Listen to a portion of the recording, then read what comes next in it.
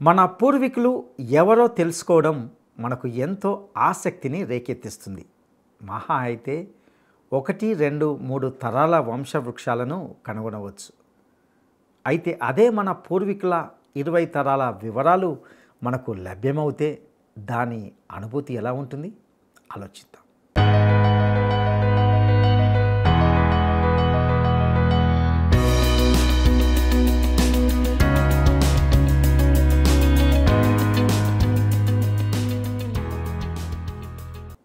మహాగణుడును రక్షకుడైన యేసుక్రీస్తు శక్తిగల నామంలో ప్రేమధార టీవీ వీక్షకులందరికీ శుభములు తెలియజేస్తూ నేటి కార్యక్రమానికి సాదరంగా ఆహ్వానిస్తున్నాం. నేటి నుండి రాబోయే కొన్ని రోజులు మనము 1 దినవృత్తాంతముల గ్రంథ ధ్యానాలను అధ్యయనం చేయబోచున్నాం. ఈనాటి పాఠంలో మనము 1 దినవృత్తాంతముల గ్రంథం యొక్క ఉపోద్ఘాతాన్ని మరియు 1 నుండి 9 అధ్యాయాల వరకు కొన్ని సత్యాలను తెలుసుకుంటాం. ఈ గ్రంథాన్ని వ్రాసిన వారు యెషయా మరియు ఎజ్రా అని బైబిల్ పండితులు భావిస్తారు. ఈ గ్రంథంలో మనకు అనేకమైన పేర్లు కానవస్తాయి. ఇశ్రాయేలు ప్రజల జీవితంలో ఒక నూతన శక ఆరంభాన్ని ఇందులో గమనిస్తాం. బబులోను చెరలో నుండి వచ్చిన దేవుని బిడ్డల ప్రతిస్పందన మనకు అనేక పాఠాలను నేర్పిస్తుంది. మొదటి 8 అధ్యాయాలంతా కూడా పేర్లతోనే నింపబడ్డాయి. అనగా దేవుని దృష్టిలో ప్రజలు ఎంతో విలువైన వారు. చెర నుండి వచ్చిన ఇశ్రాయేలులకు తమ పూర్వీకులు ఎవరో, తమ వంశావళులు ఏమిటో తెలుసుకోవడానికి ఈ పేర్లతో కూడిన ప్రక్రియ ఎంతో సహాయపడుతుంది. ఇశ్రాయేల్ చరిత్రలో దావీదుకున్న స్థానము ఎంతో ప్రాముఖ్యమైనది. 10 నుండి 29 అధ్యాయాలలో దావీదును గూర్చిన అనేక విషయాలు పేర్కొనబడ్డాయి. దావీదు జీవితము మనకు ఎన్నో పాఠాలను నేర్పించబోతున్నది.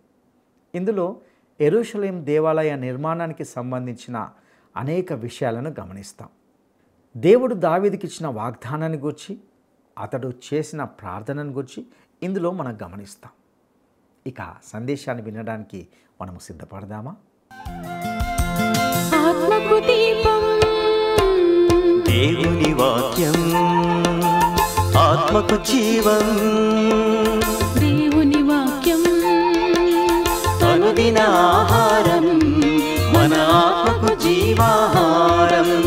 అనుదిన ఆహారం ఆ దేవుని వాక్య జ్ఞానం.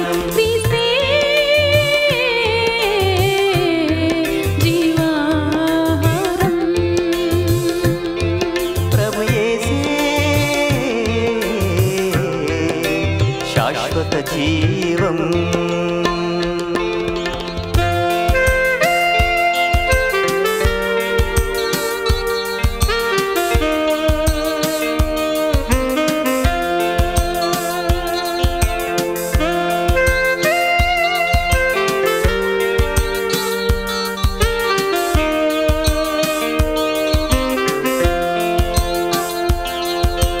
ఆత్మకు దీపం దేవుని వాక్యం, ఆత్మకు జీవం.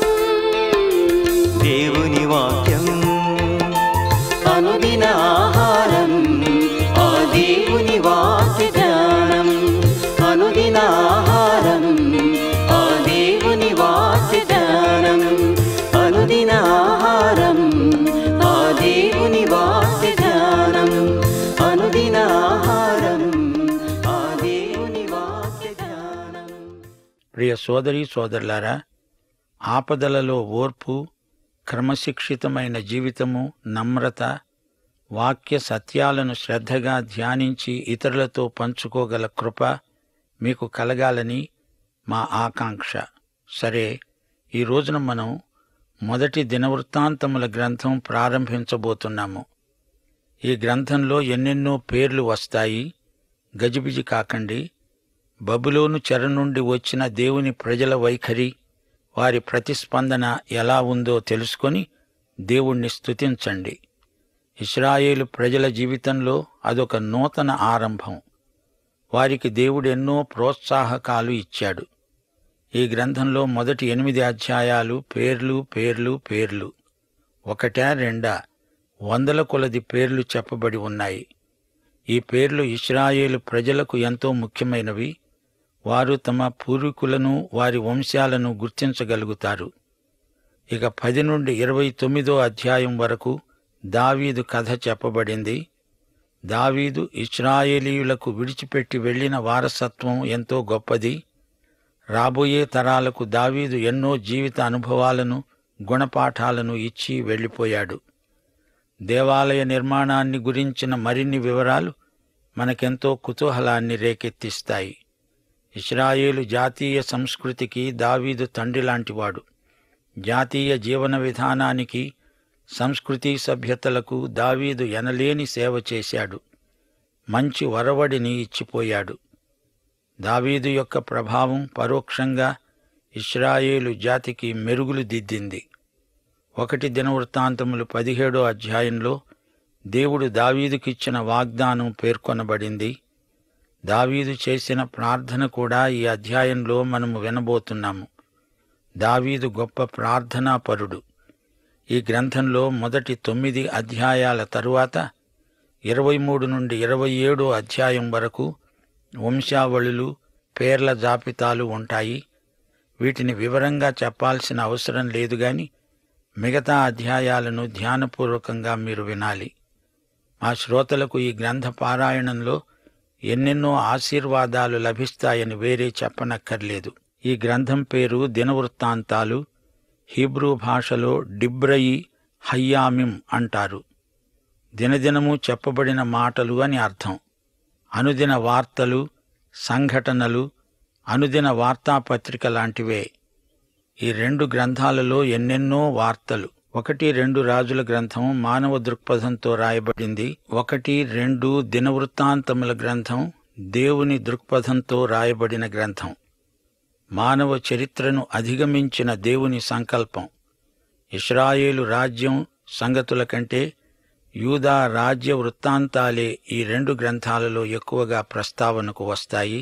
సరే, ఈ గ్రంథం రాసింది ఎవరు అని అడుగుతారా? యెషయా, ఎజ్రా.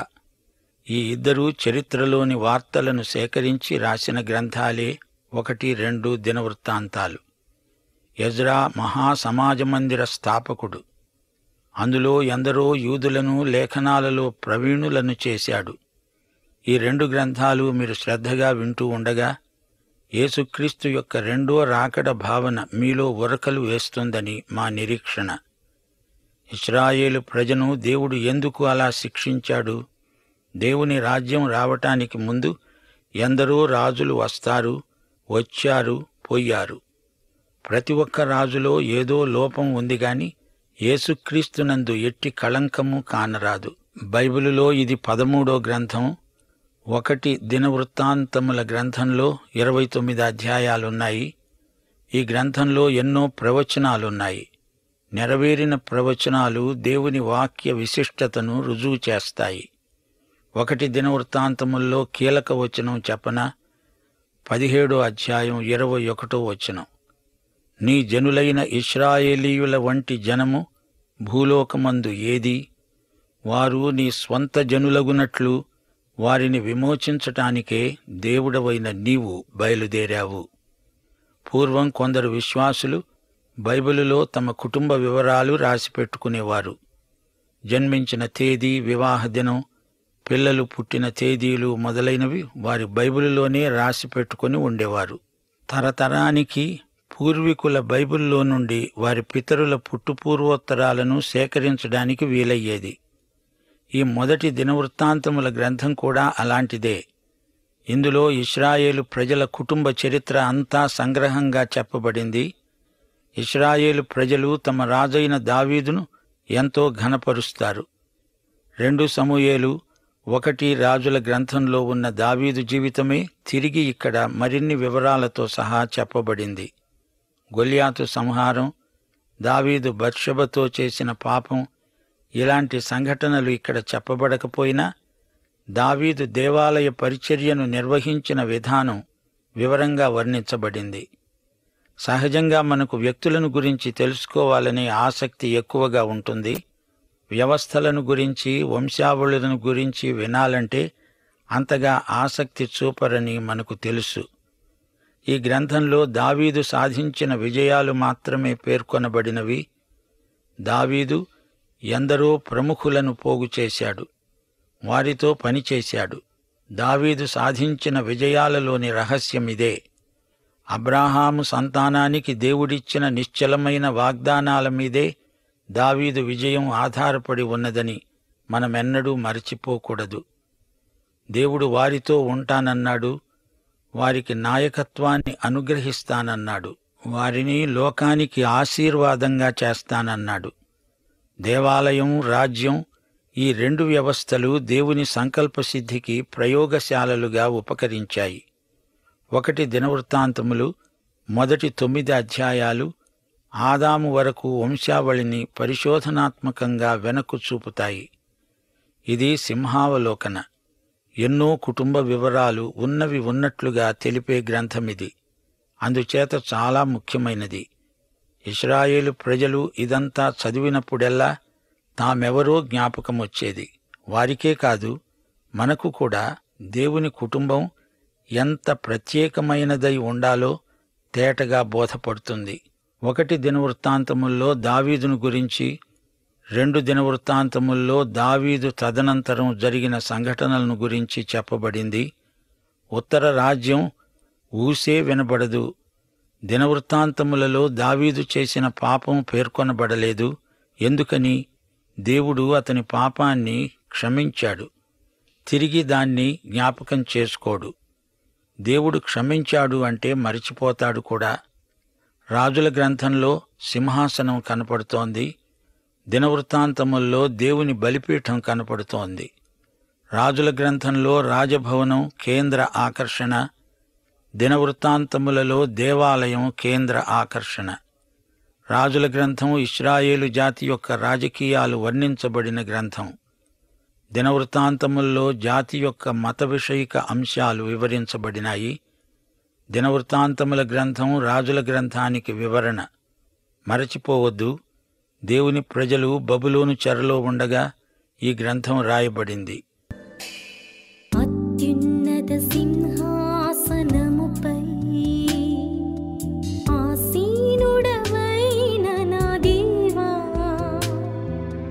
అత్యంత ప్రేమా స్వరూపివి నీవే, ఆరాధింతుము నిన్నే. అత్యున్నత సింహాసనముపై ఆసీనుడవైన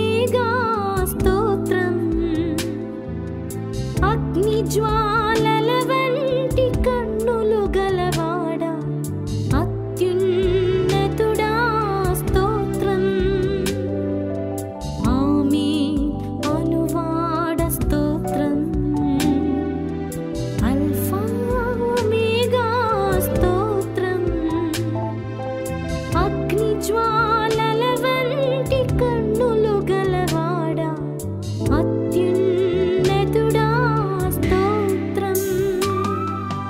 హల్లెలూయా, హల్లెలూయా.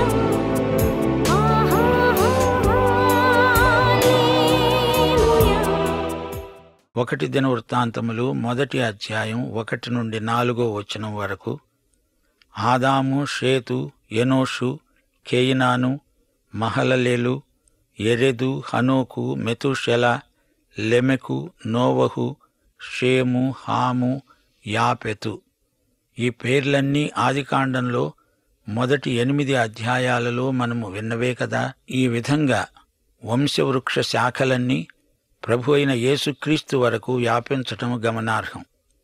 యాపెతు కుమారుల పేర్లు విన్నారా? తరువాత హాము, ఆ తరువాత షేము. చివరికి షేము వంశరేఖే కొనసాగుతుంది. అది అబ్రహాము దాకా పొడిగించబడింది. ఇష్మాయేలు, ఆ తరువాత ఇస్సాకు, ఆ తరువాత ఇస్సాకు కుమారుడైన యాకోబు. 1 దినవృత్తాంతములు 2వ అధ్యాయంలో యాకోబు వంశవృక్షం వివరించబడింది. అది 9వ అధ్యాయం వరకు కొనసాగుతుంది. 2వ అధ్యాయం 15వ వచనంలో దావీదు పేరు వచ్చింది.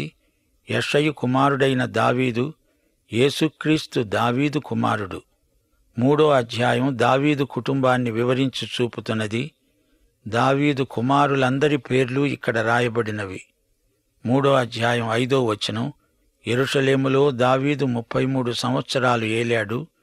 యెరూషలేములో అతనికి పుట్టినవారు ఎవరనగా, అమ్మీయేలు కుమార్తె అయిన బత్షెబ వలన కలిగిన షిమ్యా, షోబాబు, నాతాను, సొలొమోను అనే 4. షిమ్యా, షోబాబు ఈ 2 పేర్లు మనకు కొత్తవి. సొలొమోను మనకు తెలుసు, కాని ఈ నాతాను ఎవరు? లూకాసు వార్తలో యేసుక్రీస్తు వంశావళి రాయబడి ఉంది. ఇందులో ఈ వంశరేఖ నాతాను నుండి వచ్చింది, సొలొమోను నుండి కాదు. యేసు తల్లి మరియా నాతాను వంశరేఖకు చెందింది. అయితే యోసేపు సొలొమోను వంశరేఖకు చెందినవాడు. మత్తయి సువార్త ప్రకారం యేసుక్రీస్తుకు దావీదు సింహాసనపు హక్కు సొలొమోను ద్వారా వచ్చింది. అలాగే లూకాసు వార్త ప్రకారం యేసు ప్రభువుకు రాచరికపు హక్కు నాతాను ద్వారా సంక్రమించింది. నాతాను, సొలొమోను వీరిద్దరూ దావీదు సంతానమే. సొలొమోను వంశవృక్షంలో ఎకొన్యా పేరు ఉంది. ఇతణ్ణే కొన్యా అన్నాడు దేవుడు. యిర్మీయా 22వ అధ్యాయం 30వ వచనంలో ప్రవచనం, సంతానహీనుడని, తన దినములలో వర్ధిల్లని వాడని ఈ మనుష్యుణ్ణి గూర్చి రాయండి. అతని సంతానములో ఎవడూ వర్ధిల్లడు, వారిలో ఎవడూ దావీదు సింహాసనమందు కూర్చుండడు. ఇక మీదట ఎవడూ యూదాలో రాజుగా ఉండడు. కొన్యాతో ఈ వంశరేఖకు అంతరాయం వచ్చింది. ఎందుకనగా యోసేపు యేసుక్రీస్తుకు తండ్రి కాడు, దేవుడే ఆయన తండ్రి. యేసును కన్న తల్లి మరియ కన్యక. 1 దినవృత్తాంతములు 4వ అధ్యాయంలో యూదా గోత్ర రేఖ కాలేబు, షెలా ద్వారా చూపబడింది. అలాగే షిమ్యోను గోత్ర వివరాలు. 5వ అధ్యాయంలో రూబేను వంశావళి చూపబడింది. 1-2 వచనాలు ఇశ్రాయేలునకు తొలిచూలి కుమారుడైన రూబేను కుమారుల వివరం. ఇతడు జ్యేష్ఠుడు గాని తన తండ్రి పరుపును తాను అంటుపరచినందున అతని జన్మ స్వాతంత్ర్యము ఇశ్రాయేలు కుమారుడైన యోసేపు కుమారులకు ఇవ్వబడింది. అయితే వంశావళిలో యోసేపు జ్యేష్ఠుడుగా దాఖలు చేయబడలేదు. యూదా తన సహోదరుల కంటే హెచ్చినవాడయ్యాడు. అతని నుండి ప్రముఖుడు బయలువెడలాడు. అయినా జన్మ స్వాతంత్ర్యం యోసేపుదే అయింది. రూబేను కోల్పోయిన జన్మ హక్కు యోసేపునకు ఇవ్వబడింది, యూదాకు కాదు. అయినా యూదా నిలిచాడు, గెలిచాడు. యూదా నుండే పరిపాలకుడు వచ్చాడు. ఆ తరువాత గాదు, మనష్షే అర్ధగోత్రం వివరాలు చెప్పబడినవి. 6వ అధ్యాయంలో లేవి గోత్ర వివరాలున్నాయి. గెర్షోను, కహాతు, మెరారి లేవి కుమారులు. ఇక 7వ అధ్యాయంలో ఇశ్శాఖారు, బెన్యామీను, నఫ్తాలి, మనష్షే, ఎఫ్రాయిము, ఆషేరు గోత్రాలున్నాయి. వీరంతా అషూరుకు చెరగొనిపోబడిన గోత్రాలే. 8వ అధ్యాయంలో బెన్యామీను గోత్రం ఉంది. సౌలు, యోనాతాను ఈ అధ్యాయంలో ప్రత్యేకంగా పేర్కొనబడినవారు. 9వ అధ్యాయం ఆరంభంలో చెప్పబడిన మాట వినండి. ఇశ్రాయేలీయుల వంశకర్తల వివరాలివి. యూదావారు చేసిన ద్రోహానికే వారు బబులోనుకు చెరగొనిపోబడ్డారు. ఈ వంశావళి వివరాలు భద్రం చేయబడి ఉన్నాయంటే అది దేవుని కృపే. శత్రువుల నోళ్లు మూయించడానికి, మెస్సియా రాజ్య హక్కును ప్రశ్నించే వారికి సవాలుగా ఈ వంశావళి వివరాలు ఎంతగానో ఉపకరించాయి. ఇదంతా దేవుని భవిష్య జ్ఞానాన్ని బట్టి జరిగిందని మనం గ్రహించాలి. ఆదాము నుండి యేసుక్రీస్తు వరకు ఈ వంశరేఖ ఎలా పొడిగించబడిందో చూడండి. మొదటి ఆదాము నుండి కడపటి ఆదామైన యేసుక్రీస్తు వరకు వంశరేఖా ప్రస్తారం జరిగింది. దేవునికి స్తోత్రం.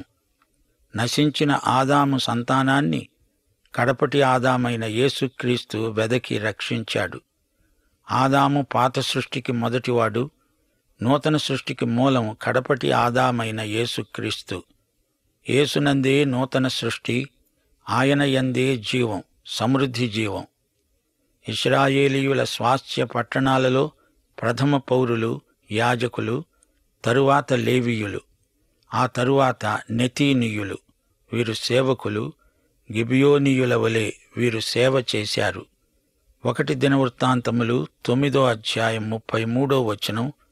లేవీయుల పితరులలో పెద్దలైన గాయకులు రాత్రింబవళ్ళు పని విచారణ కలిగి ఉన్నందుచేత వారు కడమ పనుల విచారణ లేకుండా తమ గదులలో ఉన్నారు. ఆధ్యాత్మిక సంగీతంలో ఆ రోజుల్లో ఎంతో ఉజ్జీవం కలిగింది.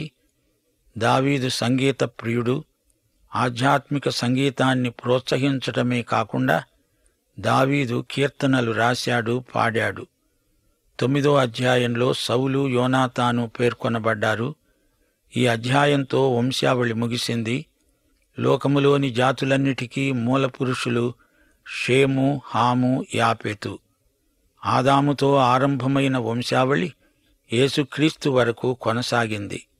ఆదాము కొడుకే కయ్యను, గాని అతని వంశం పేర్కొనబడలేదు. ఎందుకనగా వారందరూ జలప్రళయంలో నశించారు. దేవుడు సృజించిన ప్రథమ మానవుడు ఆదాము. దేవుడే సృష్టికర్త. దేవునికి స్తోత్రం. పాఠం సమాప్తం. ప్రభు అయిన యేసుక్రీస్తు వారి కృప, తండ్రి అయిన దేవుని ప్రేమ, పరిశుద్ధాత్మ యొక్క అన్యోన్య సహవాసము మనకందరికీ సదాకాలము తోడై ఉండునుగాక. ఆమేన్.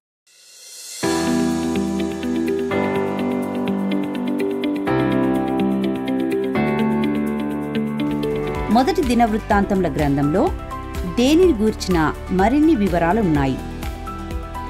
మొదటి దినవృత్తాంతముల గ్రంథంలో దేనిని గూర్చిన మరిన్ని వివరాలు ఉన్నాయి. 1.